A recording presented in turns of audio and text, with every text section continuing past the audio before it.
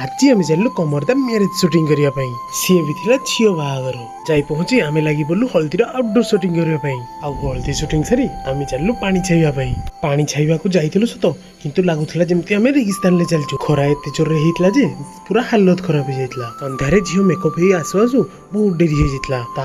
stage काम आम चालू रखिलु स्टेज काम सारू सारू बर आसी पहुंची गला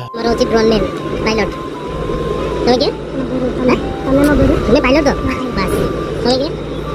फोटोग्राफर पूरा निस पूरा रजनीकांत पूरा गजनी वाला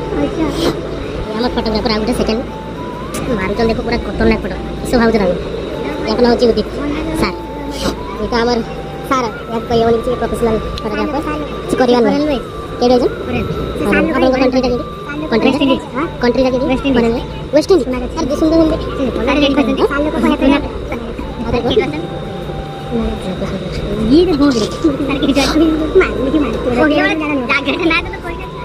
हमारे ये सिनेमेटोग्राफर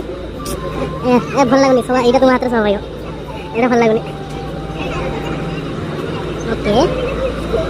मुझे शिखु कुछ जाने को शिखु ना मत ये शिखी जाए ये सर ये पायलट सिनेमेटोग्राफर वीडियोग्राफर नहीं सिनेमेटोग्राफर नोना मुझे कि नोना को